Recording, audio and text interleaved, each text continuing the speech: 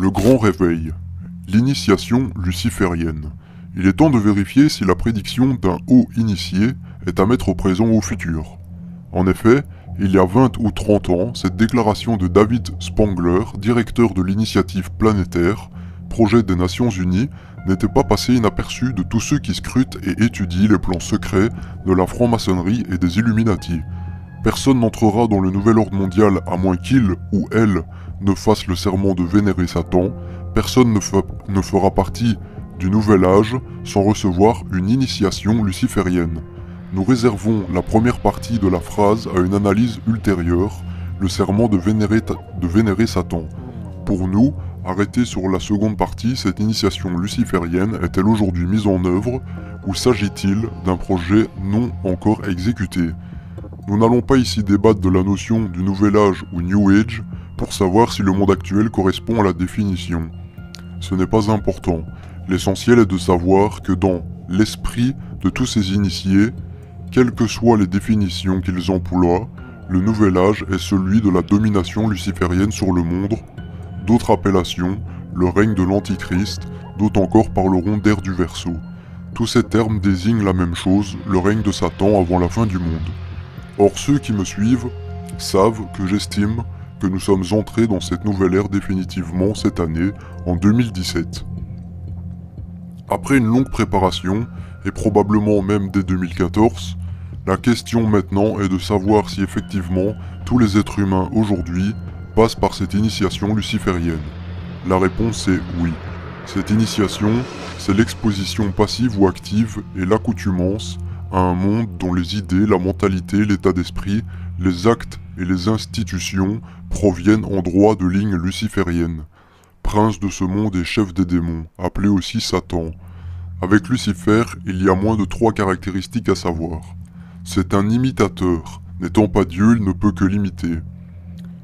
Mentir est sa vie. Il est le mensonge vivant, il ment dans ses promesses, il ment dans ses terreurs, il ment en disant la vérité, car il ne dit que mieux pour tromper. Je ne suis au regret de constater et d'affirmer que nous sommes tous, depuis quelques lustres, plongés dans un univers luciférien et initiés à celui-ci. Mais initiation ne veut pas dire adhésion. Seuls ceux qui y adhèrent à ce système, par leurs idées ou leurs actes, sont marqués par la bête. Il ne s'agit pas ici de brosser un portrait exhaustif de cette initiation luciférienne, mais d'en démontrer la réalité à travers 4 volets qui me paraissent particulièrement représentatifs. L'utilisation de l'audiovisuel comme principal vecteur de diffusion. La réécriture de la morale sexuée imposée à l'ensemble de la collectivité. Ces principes institutionnalisés enseignés par l'éducation nationale, une vision du monde basée sur le socialisme d'État et le matérialisme athée. Le contenu audiovisuel, le piège luciférien par excellence. Symboliquement, le contenu audiovisuel sont nés à Hollywood. Ce nom cache en réalité la véritable stratégie du diable. S'appuyer sur du contenu audiovisuel pour pervertir la société, mais aussi la transformer et l'initier à ses idées. Sa véritable signification est Hollywood, le bois sacré. Satan étant un imitateur, son bois sacré est l'instrument principal de perdition des âmes, de même que le bois sacré de la croix est un instrument principal de notre salut.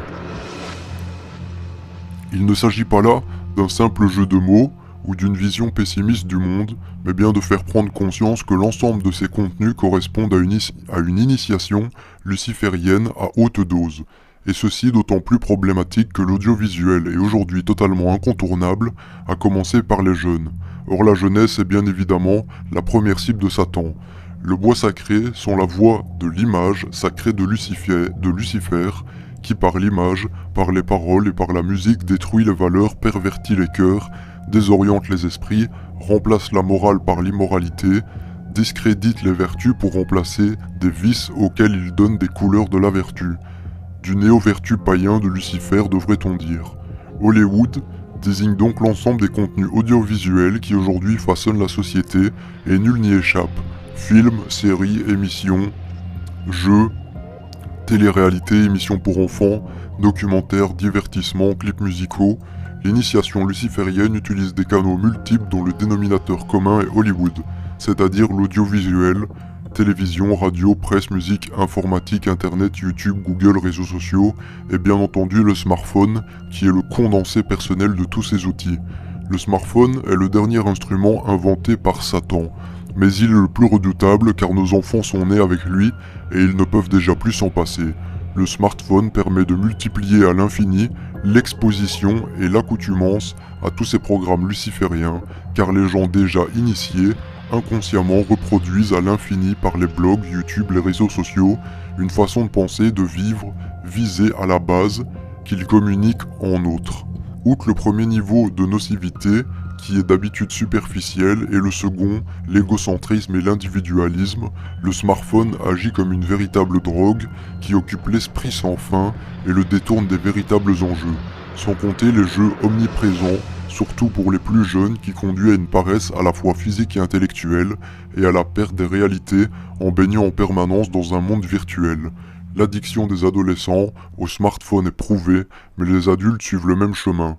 Les gouvernants le savent bien, puisqu'ils veulent parvenir au haut débit de tous les hexagones le plus vite possible. Est-ce que ce phénomène mondial, pas uniquement réservé aux pays développés, allez voir en Chine, en Inde ou au Brésil? Les fantastiques et le jeu vidéo, ou comme habitude, les enfants aux démons. La jeunesse est touchée notamment par le fantastique qui consiste principalement à représenter des démons sous la forme de bêtes, monstres ou super-héros en tout genre.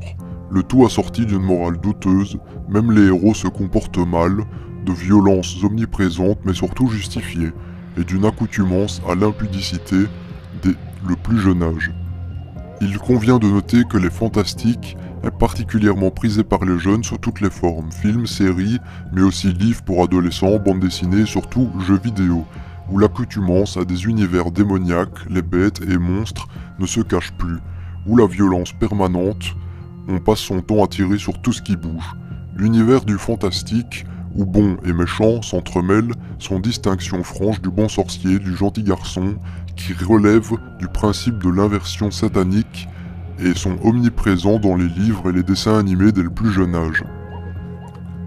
Le rap, la musique du diable. L'attentat à Londres, à la fin du concert d'Aria Grande, a permis de découvrir ce que sont les artistes prisés par la jeunesse. Il faut savoir que les jeunes prennent connaissance d'une chanson principalement par son clip vidéo. Là encore, l'image rejoint le son à des niveaux la plupart des personnes de ma génération ne soupçonnent même pas. La grossièreté, la vulgarité côtoient le bien plus souvent l'obscène et l'impudique, quand ce n'est pas une incitation à la débauche, à l'homosexualité ou même à l'hypersexualisation des jeunes. Un seul mot se dégage de ces musiques et des images, de ce type d'artiste, c'est un univers malsain. Le rap est le summum de l'art musical satanique. Laideur, abrutissement, agressivité, vulgarité, obscénité, absence de chant, ou à l'inverse, crétinisme ou sentimentalisme bas de gamme. Comment abrutir vos enfants, les abêtir, les ensorceler, les dévergonder, les inciter au vice, bref, les initier au monde luciférien, dites-leur donc d'écouter du rap, on vous pamandait sur ces nouveaux artistes, comme Booba par exemple. La propagande de la nouvelle morale et de la nouvelle société. Le contenu audiovisuel se distingue aussi par une propagande permanente et discrète, quoiqu'elle soit de plus en plus observatoire. Une nouvelle morale familiale basée sur l'idéologie du genre, l'idéologie LGBT, l'idéologie du libertinage sexuel afin d'imposer la perversion et le vice comme les nouvelles valeurs naturelles et normalisées de la société.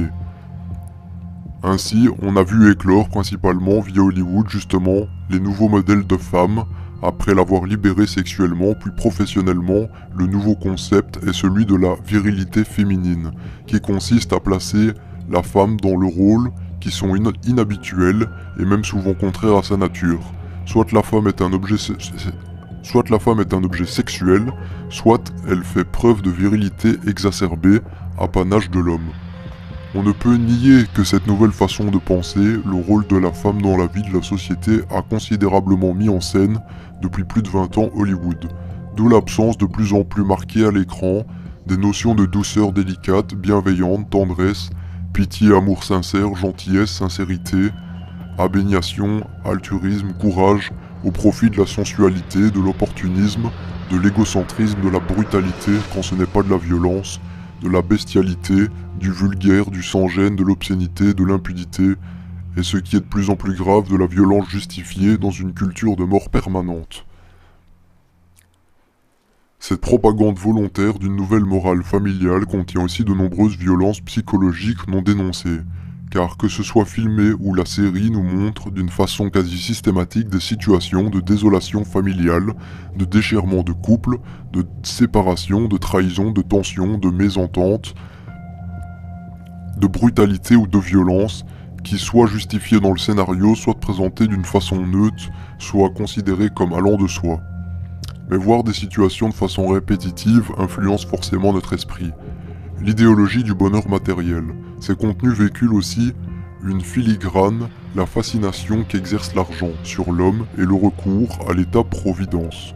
Police, justice, armée, institutions, système de santé, comme unique planche de salut, avec pour programme global la satisfaction permanente des besoins matériels et la recherche de bien-être matériel et charnel comme unique moteur de l'être humain. Le bonheur se résume à une jouissance charnelle, sensuelle, matérielle qui pilote le bien-être intellectuel et pseudo-spirituel. Cette idéologie du matérialisme athée et souverain est typiquement luciférienne, encore une initiation nécessaire et parfaite à ce point. Quand l'État pratique l'initiation luciférienne au plus haut niveau, nous parlions tout à l'heure de violence psychologique, il en est une particulièrement perverse et retorse. L'oligarchie au pouvoir impose par la force de la loi et la puissance des médias ses idéologies et son système de pensée, non seulement en neutralisant ce qui lui est contraire ou en l'interdisant, par exemple les lois sur le racisme ou sur l'IVG interdisent de dénoncer la pensée unique, mais elle aussi, recours moyen, particulièrement vicieux, en enseignant que les idées opposées aux siennes sont des préjugés, des idées toutes faites sans fondement. Où fait la violence ce qui est le plus intime de l'être, sans bon sens naturel inné en chacun de nous. La mort institutionnalisée, la femme ne donne plus la vie mais tue son enfant. Autre dérive particulièrement significative de la pensée luciférienne transmise aux individus, la légalisation de l'avortement a transformé la femme qui enfante en femme qui tue son propre enfant. La démarche est identique à ce qui se passe dans la vraie vie où la femme est invitée à se rebeller contre l'harmonie et l'équilibre familial basé sur l'autorité du père et de la bienveillance de la mère.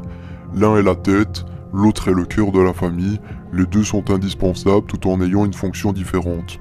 Les deux ne forment qu'un dans l'autorité familiale, mais aussi à se rebeller contre sa première mission, donner la vie par la liberté sexuelle, la contraception, l'avortement. Donc si on reprend les parallèles de tout à l'heure, la femme virilisée, dans les films, les bandes dessinées et les livres a tendance à faire la même chose, elle donne la mort. Jusqu'à maintenant, la femme était le contrepoids de l'homme dans sa bestialité guerrière légendaire, même si une femme pouvait être à l'origine d'un conflit. Elle n'y participait pas et incarnait la douceur féminine et la force de l'amour dont l'humanité a besoin pour survivre. Si la femme donne la mort, comme l'homme ne cherche plus à transmettre la vie, alors l'humanité est condamnée. Les institutions, la société, forment la pensée luciférienne. Il y a un autre domaine que la République maçonnique a su très bien gérer, c'est l'école laïque obligatoire. Enseigner à tous les enfants les principes de la société luciférienne, l'éducation nationale et avec l'ensemble du privé sous contrat, soit la quasi-totalité des écoles, est le principal instrument d'initiation luciférien et personne ne dit rien. Sont typiquement issus de la pensée luciférienne. Les droits de l'homme. Il n'y a qu'à regarder le symbole, par exemple, vous avez le delta lumineux qui est le triangle Illuminati, pour faire simple. Vous avez même un ange avec des ailes noires. Donc si vous percutez pas qu'un ange à ailes noires ça n'existe pas, que c'est un démon qui est camouflé en ange, voilà, c'est pourtant clair et net et sous vos yeux. Donc les droits de l'homme, la laïcité, le principe de la révolution, base de notre système de pensée actuel, le relativisme, le scientisme, L'évolutionnisme, le naturalisme, la liberté religieuse, oui vous me lisez bien, tous nos enfants sont formés à la pensée et aux principes lucifériens, en ce grand jour de façon institutionnelle et obligatoire, de la maternelle au bac, soit 15 ans au minimum dans les griffes de l'État. On peut ajouter à cette liste l'éducation sexuelle selon des bases faussées, la réécriture de l'histoire selon le prisme de cette nouvelle pensée, l'égalitarisme, le féminisme, l'enseignement social et économique d'une façon générale. L'éducation nationale est la plus belle œuvre d'initiation luciférienne que je connaisse, avec les contenus audiovisuels, le socialisme d'État et ses dérivés. Un autre volet de l'initiation luciférienne, et non des moindres, constitue à habituer les populations à l'État et à rendre ces derniers indispensables et incontournables. Il s'agit d'imposer dans les esprits mais aussi dans les institutions la vie économique et professionnelle, un fonctionnement où l'État intervient à tous les niveaux. C'est le collectivisme. Ainsi, outre ses fonctions régaliennes, police, justice et armée, l'État se mêle de tout et gère tout. Le système de santé, l'éducation, la vie familiale et sociale, l'économie, la vie religieuse, etc. Il le fait au niveau local, national, et même dans le monde entier, en empilant les institutions.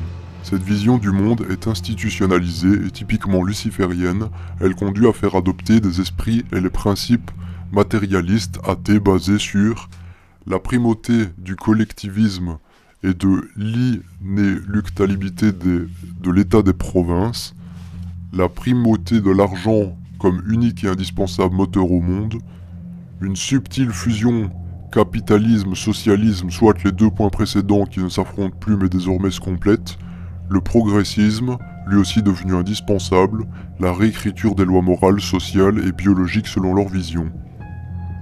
Conclusion. Nous baignons dans l'initiation luciférienne. Il faut une force morale à toute épreuve, le goût de la résistance et de l'anticonformisme. Un solide bon sens, pas mal de connaissances et beaucoup de courage pour ne pas se faire influencer par cette mentalité qui a recouvert tel un poison lent, insidieux et anesthésiant l'ensemble de nos vies à tous les niveaux, affectifs, social, professionnel, religieux. Quoi qu'on dise, personne n'en sort indemne, donnant une raison à l'apocalypse. Il fut donné à la bête de faire la guerre aux saints et de les vaincre, il lui fut donné le pouvoir sur toute tribu, peuple, langue et nation. Certains diront que je vois le mal partout. Eh bien oui, il est partout écrit aussi, car à tout petit et grand, riche et pauvre, homme libre et esclave, elle fait mettre une marque sous la main droite et sur le front, afin que personne ne puisse acheter ou vendre, s'il ne porte cette marque, le nom de la bête ou le chiffre de son nom.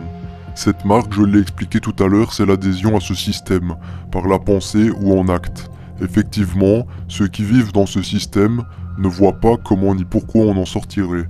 Ils sont donc esclaves de la bête et sont persuadés qu'ils ne pourraient pas vivre convenablement. C'est la signification de personnes qui ne puissent pas acheter ni vendre, en dehors de cette société et de ses fondements.